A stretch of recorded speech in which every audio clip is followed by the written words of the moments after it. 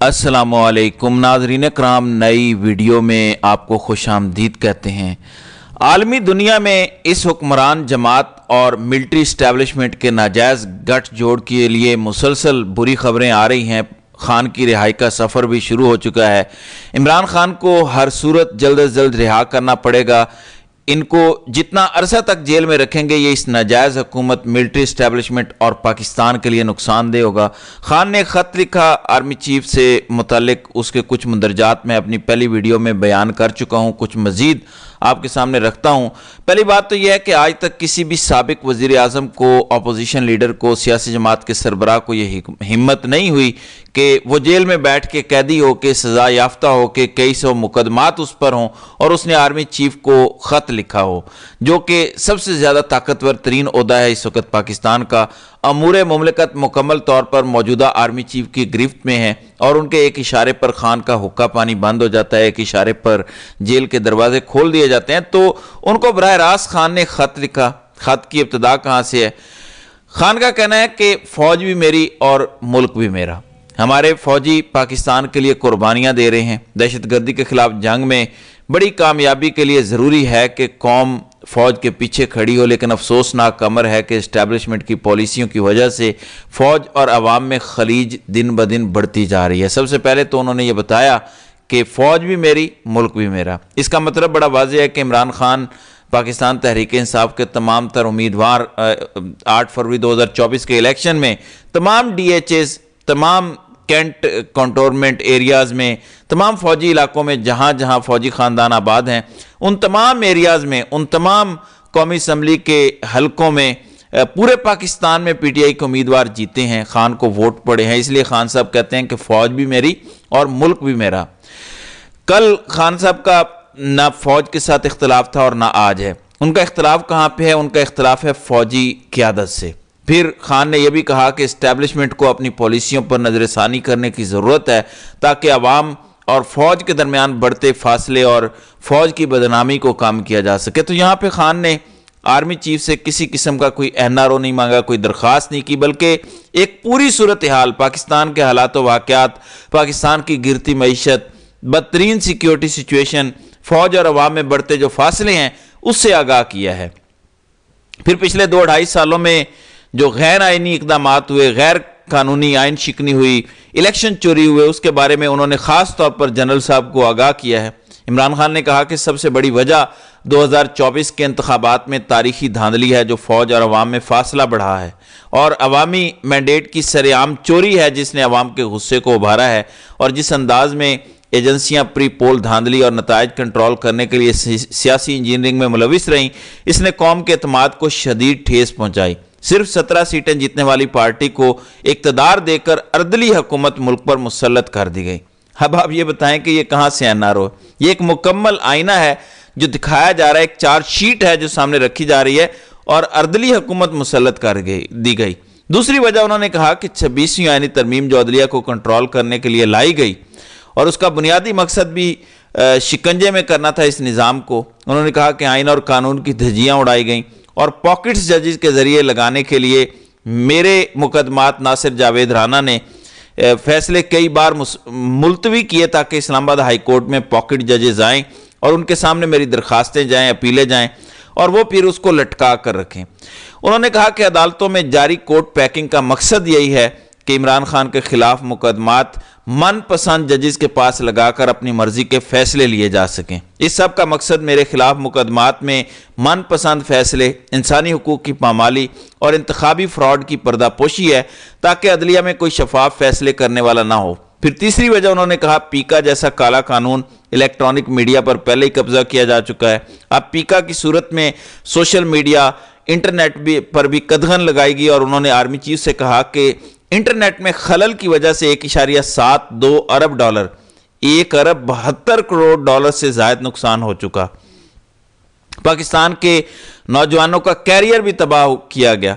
चौथी वजह उन्होंने बताई कि मकबूल जमात PTI रियासती दहशतगर्दी का सिलसिला उस पर मुसलसल जारी है और हमारे लीडर कारकुनान की चादर चारदीवारी का तकद्दुस पामाल किया गया। 1 लाख से ज़ायद छापे मारे गए, 20,000 से ज़ायद वर्कर्स और सपोर्टर्स की गिरफ्तारियां की गईं, उन्हें अगवा किया गया।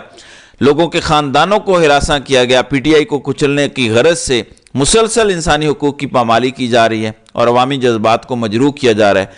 اب مجھے یہ بتائیں کہ جو ٹاؤٹ شور مچا رہے ہیں اس میں کہاں پہ معافی اور این آر او کی بات کی گئی ہے؟ وہ تو سارے کا سارا ریکارڈ سامنے لا رہے ہیں تاکہ جی ایچ کیو کے ریکارڈ پر یہ خط موجود ہو، آنے والی لیڈرشپ کے سامنے ہو، اور تاریخ جب لکھی جائے تو اس میں بتایا جائے کہ عمران خان ایک لیڈر تھا اور اس نے جیل میں بیٹھ کر قیدی ہوتے ہوئے یہ کام کیا۔ پانچویں بڑی وجہ سیاسی عدم استحکام اور معیشت کا برا حال ہونا ہے۔ پاکستان کے عوام پاکستان چھوڑنے پر مجبور ہو رہے ہیں اور بیرون ملک تیزی سے سرمایہ منتقل ہو رہا ہے، کاروبار لوگ منتقل کر رہے ہیں، اور یہ سب کچھ اس لیے کر رہے ہیں کہ ایک تو دہشت گردی کا خوف ہے، دوسرا قانون کی حکمرانی نہیں، نظام انصاف کو برباد کر دیا گیا ہے، اس لیے سب کے سب لوگ باہر شفٹ ہو رہے ہیں، جس سے پاکستان کی معیشت اندر سے کھوکھلی ہو چکی ہے۔ چھٹی وجہ خان نے کہا کہ تمام اداروں کا اپنے فرائض چھوڑ کر سیاسی انتقام کی غرض سے پی ٹی آئی کو کچلنے کا کام کرنا ہے۔ میجر اور کرنل سطح کے افراد کی جانب سے عدالتی احکامات کی دھجیاں بکھیرنے کا سلسلہ جاری ہے، عدلیہ کے فیصلوں کو جوتے کی نوک پر رکھا جا رہا ہے۔ بحیثیت سابق وزیر اعظم میرا کام اس قوم کی بہتری کے لیے ان مسائل کی نشاندہی ہے جس کی وجہ سے فوج مسلسل بدنامی کا شکار ہو رہی ہے، اور میری پالیسی پہلے دن سے ہی ایک ہے کہ فوج بھی میری، ملک بھی میرا، اور اس ملک کی استحکام اور سلامتی کے لیے ناگزیر ہے کہ فوج اور عوام کے درمیان خلیج کم ہو، اور اس بڑھتی خلیج کو کم کرنے کی صرف ایک صورت ہے، اور وہ یہ کہ فوج کا اپنی آئینی حدود میں واپس جانا، سیاست سے خود کو علیحدہ کرنا، اپنی معین کردہ ذمہ داریاں پوری کرنا، یہ کام فوج کو خود کرنا ہوگا، ورنہ یہی خلیج بڑھتی جائے گی اور قومی سلامتی کی اصلاح میں فالٹ لائنز بن جائیں گی۔ تو ناظرین کرام، اس سے زیادہ کوئی چارج شیٹ نہیں ہو سکتی۔ خان نے پوری تفصیل آرمی چیف کے سامنے رکھی ہے۔ اس سے آگے انہوں نے یہ بھی کہا کہ جی ایس پی پلس سٹیٹس خطرے میں ہے کیونکہ پاکستان میں بنیادی انسانی حقوق کو پامال کیا جا رہا ہے۔ اب بیرون ملک سے کیا آوازیں اٹھ رہی ہیں؟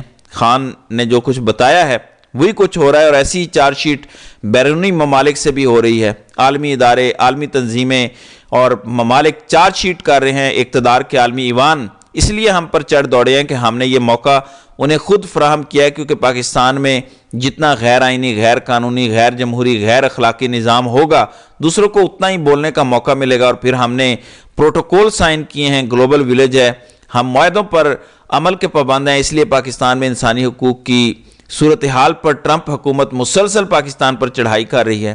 دوسری جانب ہمارا دوست ملک چین بھی مسلسل اپنے تحفظات کا اظہار کر رہا ہے اور سیکیورٹی خدشات پر سوال اٹھا رہا ہے۔ تو خان نے جو کہا ہے، چائنا بھی وہی کہہ رہا ہے، وہی آواز واشنگٹن اور لندن سے بھی آ رہی ہے۔ امریکی محکمہ خارجہ نے آفیشلی پیکا ایکٹ ترامیم اور پابندیوں پر تشویش کا اظہار کیا اور کہا کہ میڈیا کی آزادی، انٹرنیٹ کے استعمال کی آزادی، آزادی اظہار رائے کے حقوق کی فراہمی کے خواہاں ہیں۔ امریکی محکمہ خارجہ نے کہا کہ ہم پاکستانی حکام سے شہریوں کی آزادی اور بنیادی انسانی حقوق کی فراہمی کا مطالبہ کرتے رہیں گے۔ یورپی یونین کی جانب سے وہی کہا گیا جو خان نے کہا، اور باقاعدہ وزٹ وہ یہاں سے کر کے گئے ہیں اور آرمی چیف جسٹس اور وزیر اعظم کو بتا کر گئے ہیں، اور اب انہوں نے آفیشیل سٹیٹمنٹ بھی جاری کیا ہے جس میں کہا ہے کہ جی ایس پی پلس کی مانیٹرنگ سائیکل وسط مدت تک پہنچ چکی ہے اور پاکستانی حکام ضابطے کے تحت دوبارہ درخواست کی تیاری کر رہے ہیں جس کا انحصار مسائل کی فہرست کو حل کرنے پر ہوگا۔ اعلامیہ میں یہ بھی کہا گیا کہ بنیادی انسانی حقوق کی فراہمی اور ٹھوس اصلاحات بہت ضروری ہیں۔ انسانی حقوق کی خلاف ورزیوں اور دیگر مسائل پر جہاں مغربی ممالک پاکستان سے ناراض ہیں، وہیں پہ چائنا پاکستان کے ساتھ اس وقت سرد مہری دکھا رہا ہے اور اس کے شکوے شکایات بہت سنجیدہ ہیں، اور پاکستان کی سیکیورٹی صورتحال پر چینی ورکرز پر بڑھتے ہوئے حملوں نے چینی حکام کو بھی تشویش میں مبتلا رکھا ہے، اور پاکستان سے وہ مطالبہ کر رہے ہیں کہ چینی حکومت کو اندرونی سطح پر، کیونکہ ان کے اپنے تھنک ٹینکس بھی ان کو وارن کر رہے ہیں، اور چینی جریدہ ہے جو ساؤتھ چائنا مارننگ پوسٹ، اس کی رپورٹ میں کہا گیا ہے کہ بیجنگ نے بلوچستان میں سیکیورٹی کی روز بروز بگڑتی صورتحال پر اسلام آباد سے فیصلہ کن کردار ادا کرنے کا مطالبہ کیا۔ یہ اب چائنا کی آفیشیل اوپینین آ رہی ہے۔ آپ کو پتہ ہے چائنا میں میڈیا پر جو کچھ ہوتا ہے وہ سٹیٹ کنٹرولڈ ہوتا ہے، تو چینی جریدہ ساؤتھ چائنا مارننگ پوسٹ کی یہ رپورٹ ہے، اور کہا گیا کہ چین کے تھنک ٹینکس نے حکومت پر زور دیا ہے کہ پاکستان کے ساتھ انٹیلیجنس شیئرنگ کی جائے اور وہاں پر چین کی نجی سیکیورٹی کمپنیوں کو بھی اپنا کردار ادا کرنے کی اجازت ہونی چاہیے۔ اور چینی تھنک ٹینکس نے یہ بھی کہا کہ پاکستان میں چین نے بہت زیادہ سرمایہ کاری کر رکھی ہے، لیکن چینی ورکرز بالخصوص بلوچستان میں دہشت گرد حملوں کا انہیں سامنا ہے، اس لیے بیجنگ کو اپنا مائنڈ تبدیل کرنا چاہیے۔ تو ایک لفظ بڑا سوچ کر لکھا گیا، پھر کہا گیا کہ بیجنگ متعدد بار اسلام آباد سے چینی ورکرز کی سیکیورٹی بڑھانے کا مطالبہ کر چکا ہے، لیکن پاکستانی حکام لیت و لال سے کام لے رہے ہیں، اس لیے بیجنگ کو چین کی نجی سیکیورٹی کمپنیز اور پاکستانی سیکیورٹی فورسز کے ساتھ مل کر جوائنٹ فورس تشکیل دینے پر زور دینا چاہیے تاکہ وہاں چینی ورکرز کا تحفظ کیا جا سکے۔ پھر ایک جریدہ ہے دا ڈپلومیٹ، اس کی رپورٹ یہ کہتی ہے کہ چین نے پاکستان کے متعلق اپنی پالیسی میں تبدیلی کر لی ہے اور آئرن برادر جیسے دو طرفہ تعلقات اب ایک مشکل مرحلے میں داخل ہو چکے ہیں اور سی پیک منصوبوں کی رفتار بھی کافی سست ہو چکی ہے، جس کی بنیادی وجہ پاکستان میں سیکیورٹی کے مسائل اور حکومت کی خراب گورننس ہے۔ رپورٹ میں یہ بھی کہا گیا کہ چین کو پہلے صرف بلوچستان کی دہشت گرد تنظیموں کے حملوں پر سخت تشویش تھی، لیکن اب اس کے ساتھ کالعدم طالبان کے بڑھتے ہوئے حملوں نے سیکیورٹی مزید خراب کر دی ہے۔ پاک چین تعلقات میں سردمیری اور سی پیک سست روی سے متعلق گارجین کی رپورٹ میں بھی انہوں نے یہی کہا کہ چین پاکستان سے خوش نہیں۔ تو اس وقت یہ صورتحال ہے، سوچنے کا مقام ہے کہ ایسی سچویشن میں اب فیصلہ سازوں کو کیا کرنا ہوگا۔ خان کا خط ایک گائیڈ لائن ہے، شاید اس کے ذریعے ہماری ملٹری اسٹیبلشمنٹ کو تھوڑی عقل آئے اور وہ اس کے مطابق چلنے کی کوشش کرے۔ تو ناظرین کرام، آپ کی اس ویڈیو کے حوالے سے کیا رائے ہے؟ آپ اپنی رائے کا اظہار کامنٹ سیکشن میں ضرور کیجئے گا۔